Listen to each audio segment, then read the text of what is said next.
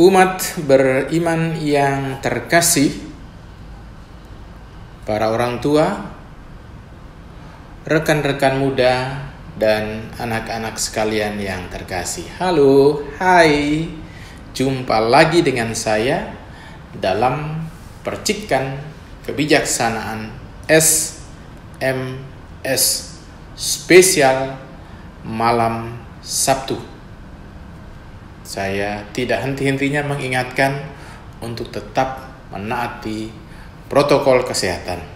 Jangan lupa juga like, share, dan subscribe ya, agar dapat terus mengikuti percikan kebijaksanaan SMS. Malam hari ini saya ingin berbagi cerita kisah pengalaman seorang kepala pasukan yang memberi kesaksian bagaimana Tuhan menyelamatkan dia dan pasukannya lewat doanya yang tidak dijawab oleh Tuhan.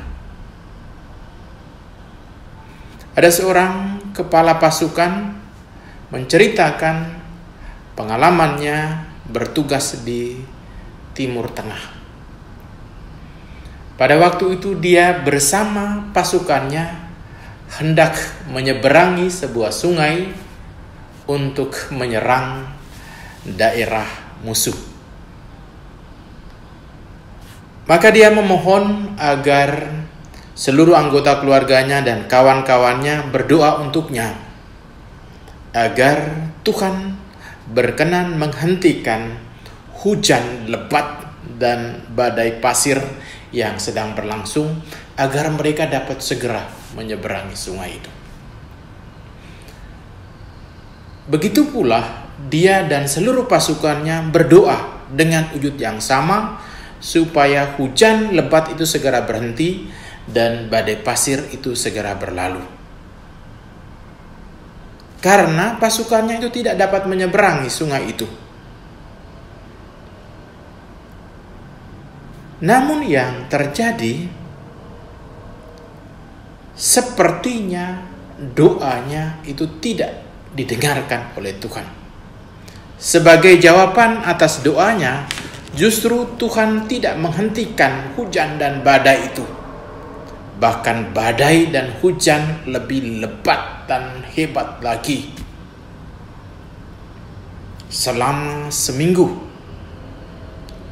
Setelah seminggu berlalu, tatkala hujan dan badai akhirnya reda dan berhenti, ia dan pasukannya mengamati bahwa tepi sungai yang akan mereka seberangi itu mengalami erosi yang parah.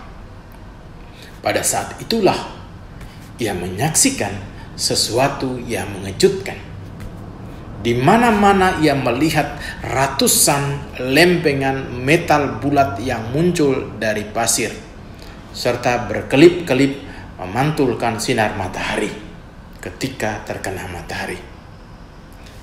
Itulah ranjau darat yang dipasang oleh musuh.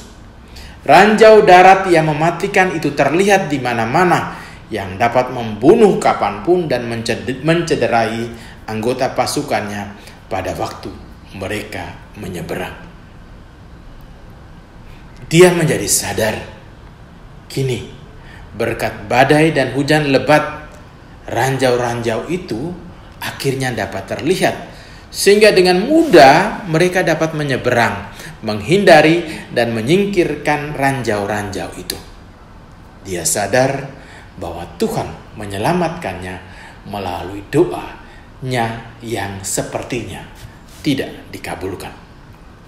Para saudara dan saudariku yang terkasih, saya mau katakan sekali lagi, Tuhan yang Maha Kuasa selalu tahu apa yang terbaik untukmu, untuk kita semua.